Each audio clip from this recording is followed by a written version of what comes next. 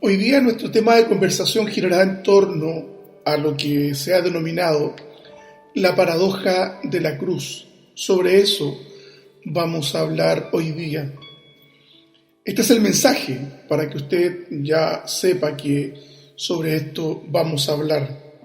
Importante lo que representa la cruz para los creyentes. Es de vital importancia que nosotros entendamos cómo incide la cruz de Cristo en nuestra vida.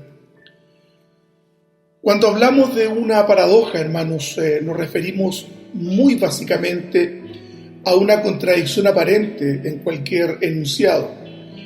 Por ejemplo, podríamos decir: quien bien te quiere te hará llorar. En Chile decimos, para mayor claridad suya, quien te quiere te aporrea. Es paradójico pensar que quien dice amar pueda provocar algún daño a quien dice ser el objeto de su amor. Se da con algunas particularidades de algunas relaciones conflictivas donde las personas se dañan y creen amarse. El Evangelio en sí, hermanos amados, constituye una paradoja, pues obtiene victorias perdiendo. Por eso que decimos que el Evangelio es paradojal. Vence la muerte Cristo muriendo. Se obtiene gloria humillándose. Y como estos podemos hallar muchas aparentes contradicciones que pondrían a la fe en un plano de las paradojas. Pero lo más paradojal de todo es sin duda la cruz. La cruz, ese objeto cruento que puede provocar indecibles dolores y angustias a quienes serán ajusticiados mediante este terrible método de suplicio. Pero esa cruz es la que posibilitó nuestra eterna salvación. Esa cruz, con toda su implicancia violenta y terrible, constituye el acto de amor más inimaginable. Por eso señalamos entonces que es una contradicción, es una paradoja. El apóstol Pablo lo expresa de la siguiente manera en el libro de Colosenses 1:20. Y por medio de él reconciliar consigo todas las cosas, así las que están en la tierra como las que están en los cielos, haciendo la paz mediante la sangre de su cruz. La cruz, en esta aseveración paulina, trae paz y une la relación estropeada del hombre con Dios. La cruz, donde fue vertida la sangre de Cristo, es el puente, hermanos, que une a Dios con los pecadores. Esa cruz es la cruz que posibilita que nosotros hoy día podamos gozar de la paz, podamos gozar del amor de Dios, podamos nosotros regocijarnos en las promesas que Dios ha hecho y que se materializan en la cruz de Cristo. La cruz entonces, inicialmente, desde la mirada paulina, respecto a lo que nos señala en Colosenses 1:20, haciendo la paz mediante la sangre de su cruz. Este sacrificio cruento, doloroso, terrible, humillante, es lo que a nosotros hoy día nos permite gozar de un estatus de salvos, una salvación que ciertamente nadie puede quitarnos. Nuestras limitaciones no nos permiten dimensionar la profundidad que la cruz tiene para nosotros, ni las implicancias a las que ella nos condujo para obtener el favor de Dios. Lo cierto es que el sacrificio de Cristo satisfizo las demandas de santidad y justicia que Dios, el Dios Santo, demandaba. Por eso, hermanos amados, nosotros tenemos ante nosotros un tremendo favor que Dios nos ha extendido. No perdamos de vista esta muestra de amor que Dios nos ha dado. La cruz de Cristo constituye afrenta, sin lugar a dudas. Y nosotros, en las limitaciones que tenemos, como señalábamos antes de la alabanza, no tenemos la capacidad para poder comprender la profundidad de la cruz, el aporte que implicó para nosotros, aquello que nos condujo a obtener un favor que Dios nos extiende solamente por su amor y misericordia. Ninguno, hermanos amados, que haya meditado en lo que Jesús hizo en la cruz puede dejar de conmoverse. La cruz es un tema inagotable que no llegamos a comprender en profundidad, pero que debemos procurar hacerlo, aunque sea en parte. La reflexión cotidiana nuestra de repensar lo que la cruz significó para Cristo, primeramente, el dolor, pero para nosotros también, ¿qué ha significado? Para tratar dichas implicancias es necesario entonces que miremos la Escritura con detención y poder hacernos un esquema mental, conceptual, respecto de la importancia de la cruz. Como primer elemento quisiera mencionar que la cruz de Cristo implica total negación de nuestro yo. Nuestro Señor Jesucristo en Mateo 16, 24, 25 nos recuerda lo siguiente. Entonces Jesús dijo a sus discípulos: si alguno quiere venir en pos de mí, niéguese a sí mismo y tome su cruz y sígame, porque todo el que quiera salvar su vida la perderá, y todo el que pierda su vida por causa de mí la hallará.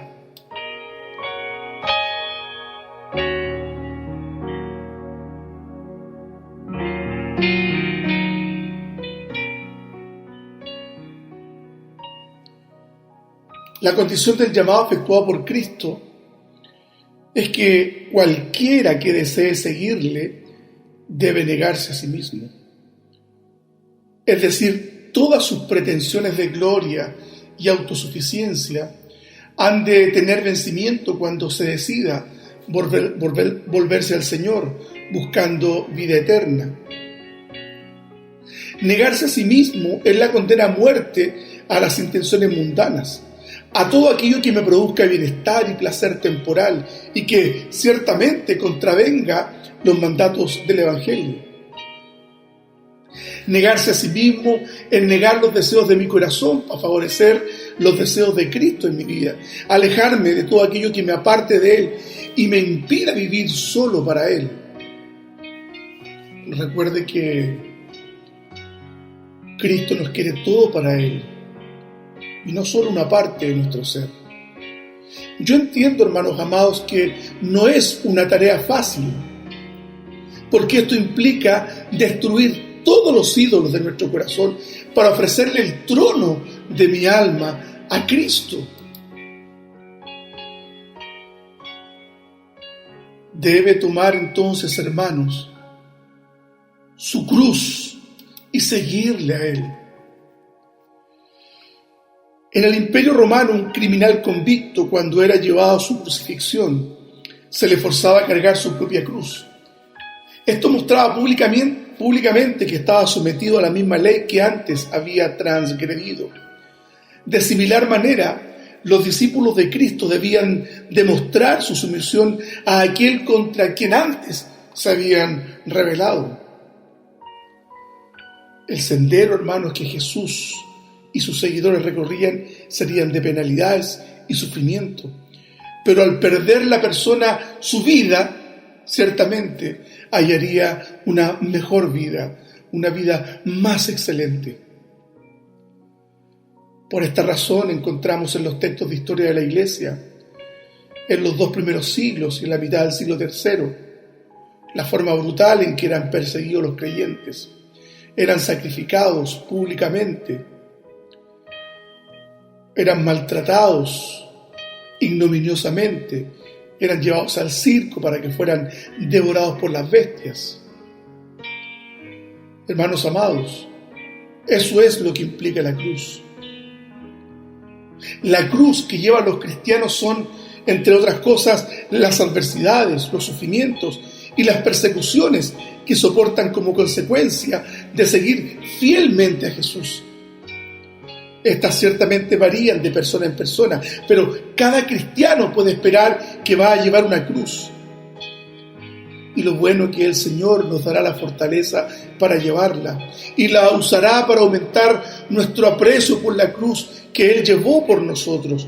Nuestros sufrimientos nunca tienen mérito, pero hermanos, pueden ser muy, muy beneficiosos para nosotros.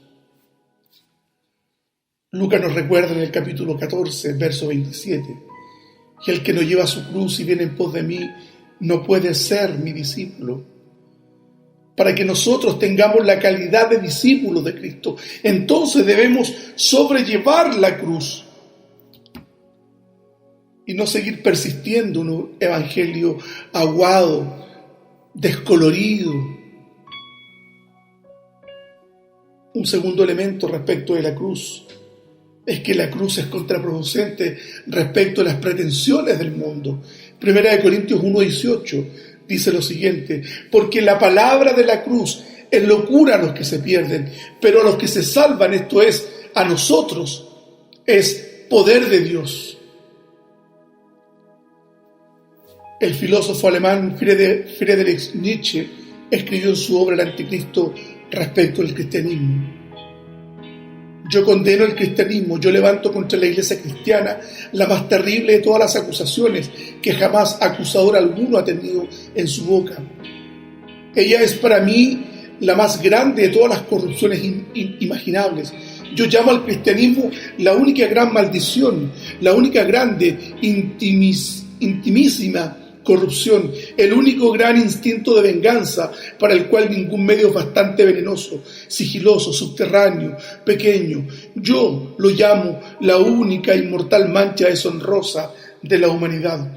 Esa es la consignación que este filósofo alemán tenía respecto al cristianismo.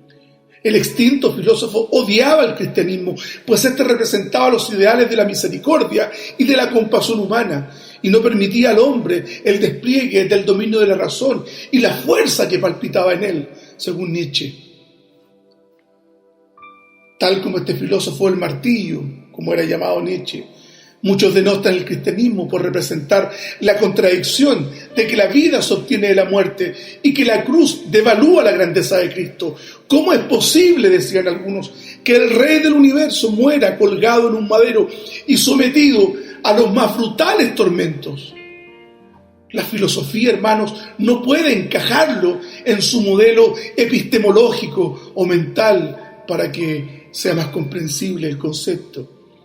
Lo cierto, mi hermano, es que Cristo derramó su vida en la cruz como un acto de justicia que logrará satisfacer totalmente el carácter justo y santo de Dios. Sin la cruz, hermanos, no había perdón. Sin la cruz no había salvación. Sin la cruz no había redención. Los creyentes no adoramos la cruz, más bien amamos lo que ella representa: redención y justicia.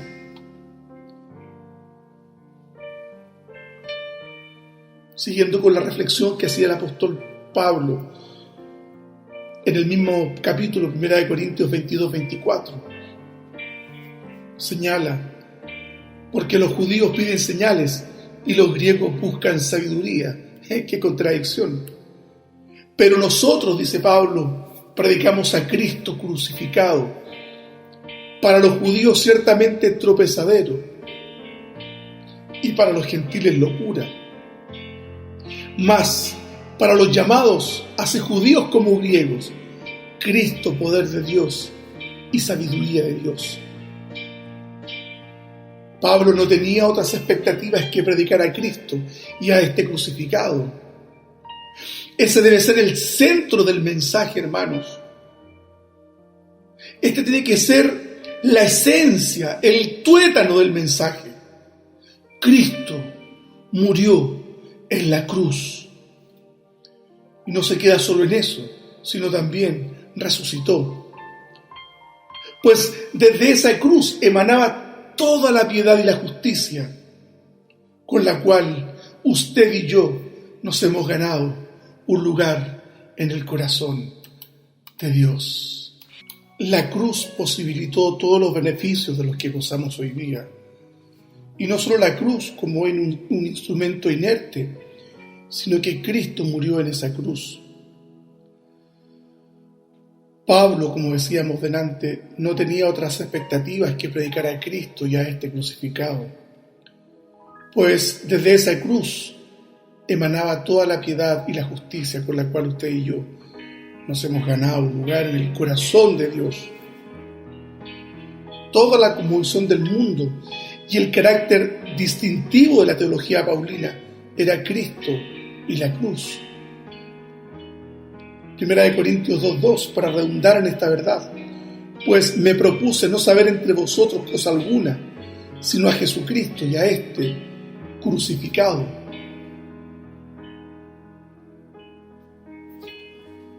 Cristo debe ser predicado con toda claridad.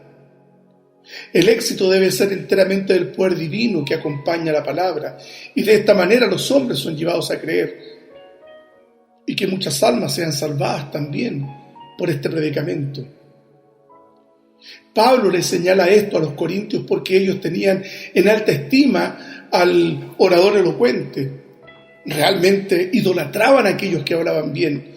No solo admiraban al que era hábil e ingenioso con la palabra, sino que incluso llegaban a pagarle muy bien para que les instruyera en el arte de la elocuencia y de la retórica.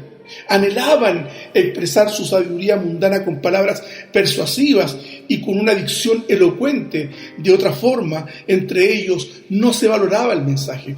Por eso que el apóstol Pablo dice: pues me propuse no saber entre vosotros cosa alguna, sino a Jesucristo y a este crucificado.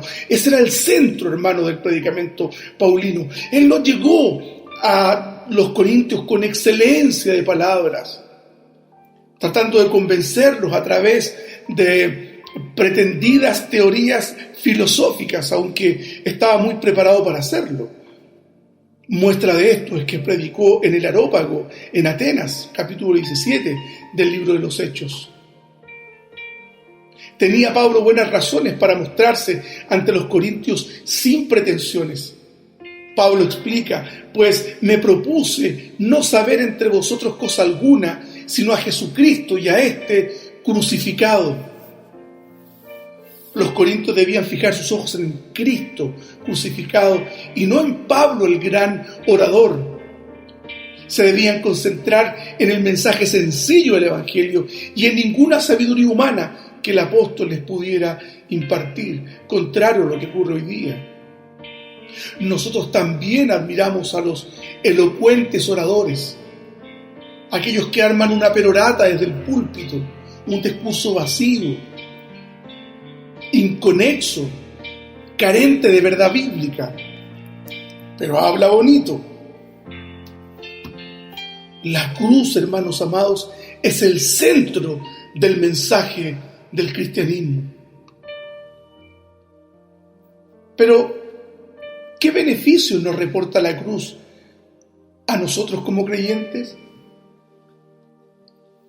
Por favor, hermano, escuche. Nos asegura total y absolutamente el perdón de Dios. Y por favor, pongo énfasis en esto: total y absolutamente el perdón de Dios dispensado a nosotros. No es un perdón parcial como algunos enseñan.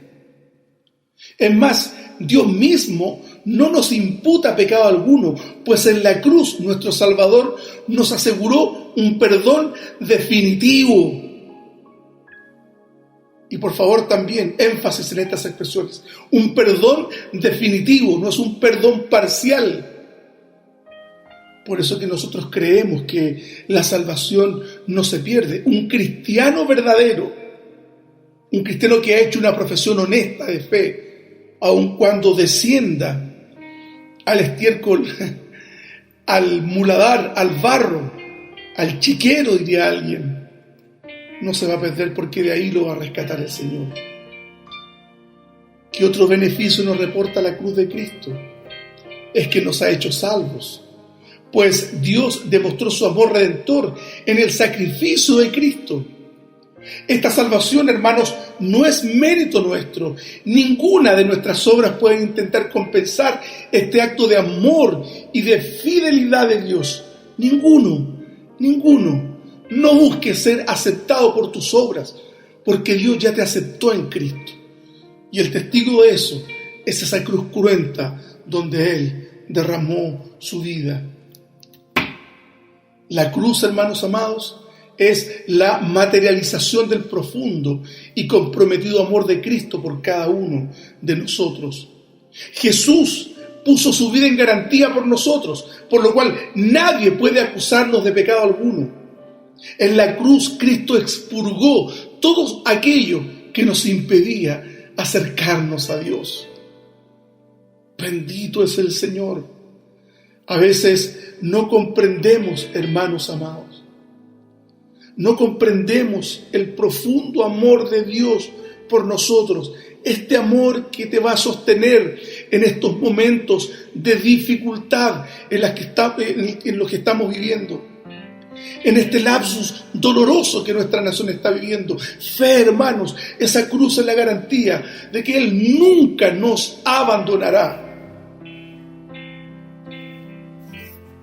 Pero me es necesario también hablar acerca de aquellos que no viven con la cruz a cuestas. Porque hay quienes, no obstante, viven una vida olvidando la cruz, guardándola en un espacio de su casa, pues les incomoda. Pues la cruz es ante todo negación, como ya lo hemos señalado. Querido hermano, si tu interés principal es salvar esta vida, sacarle lo máximo en deleites, satisfacciones y placeres, terminarás perdiendo todo. Pero si pierdes tu vida por causa de Cristo, si le dedicas todo a Él, si sigues su guía, obedeces sus mandatos incondicionalmente, llevarás en este mundo una vida útil y agradable a Dios y disfrutarás de todas las bendiciones de la vida eterna que Dios nos va a dispensar en la eternidad de los cielos. Pero muchos creyentes desean obviar la cruz, soslayarla, volverle la mirada, empequeñecerla, tornarla inexistente, pues es gravosa muchas veces, es duro lidiar con ella, es difícil cargarla, pues su peso a veces se nos hace extenuante y molesto. Yo quisiera preguntarte con mucho respeto y consideración, ¿cómo es tu cruz?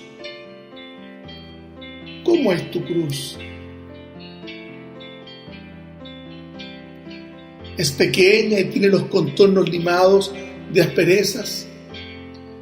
¿Es tan pequeña tu cruz que puedes esconderla toda vez que no te resulte útil de utilizarla? Tu cruz se adapta al medio y se adapta a ti.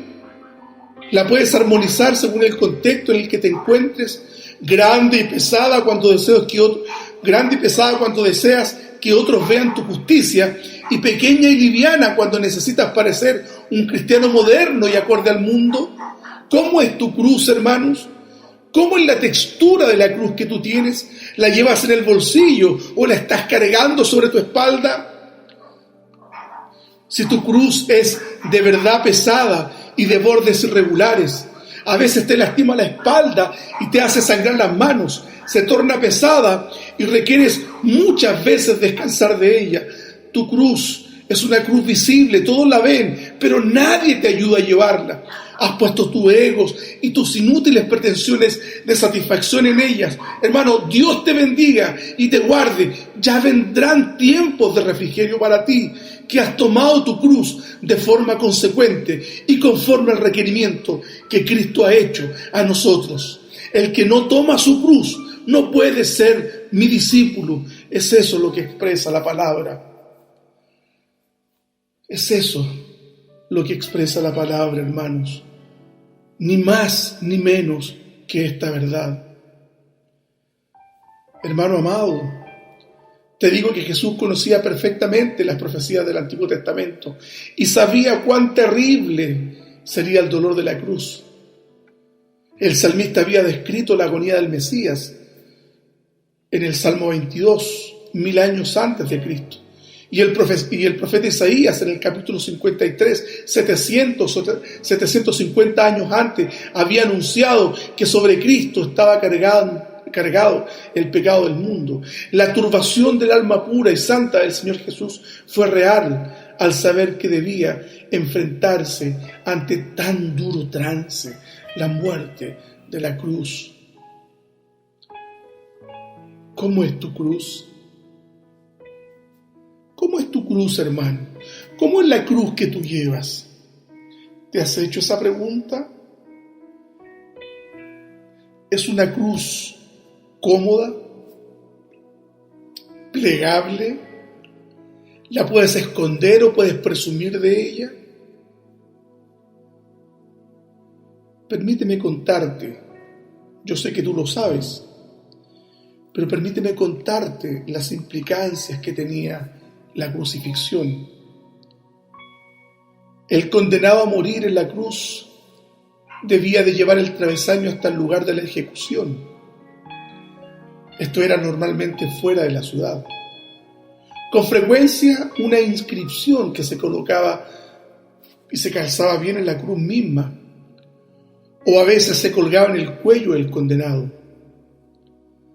Antes de proceder a la ejecución, tenía lugar el despojamiento de los vestidos y la flagelación, es decir, la tortura, los azotes, los golpes, las descalificaciones.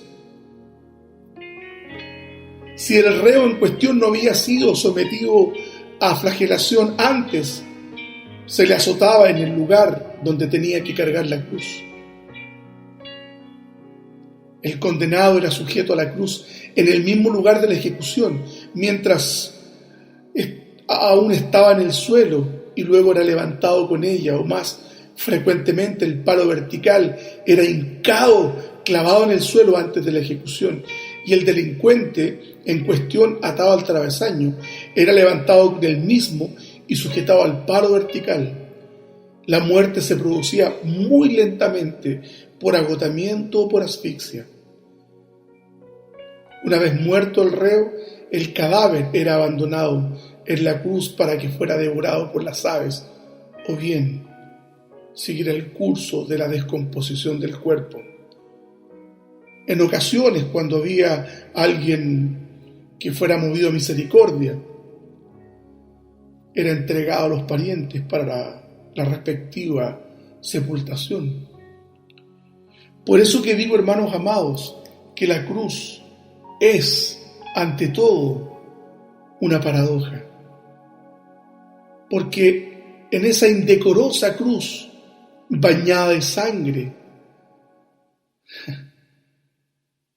que lastimó la espalda del Maestro Eterno, ahí, hermanos amados, se llevó a cabo la muestra de amor más grande que la historia haya registrado. No hay nada más hermoso que esta verdad, hermanos.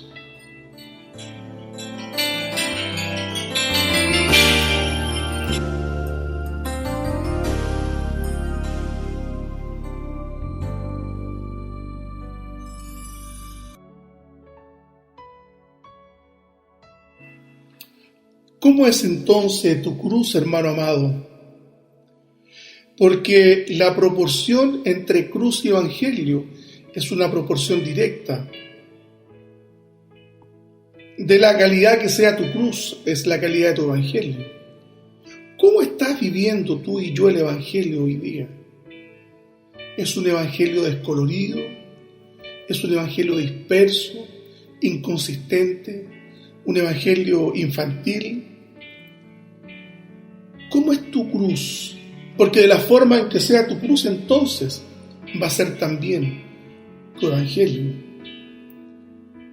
Quiero por favor que guardes este texto que voy a leer, Mateo 16, 24, 25. Entonces Jesús dijo a sus discípulos: si alguno quiere venir en pos de mí, niéguese a sí mismo y tome su cruz y sígame. La cruz es gravosa, la cruz es dura, la cruz muchas veces es motivo de llanto, de frustración, de dolor. Pero te aseguro que tras los padecimientos que están implicados en el cargar tu cruz, Cristo tendrá la corona de vida para ti y para mí. El Señor te bendiga, te llene de gozo y de propósito.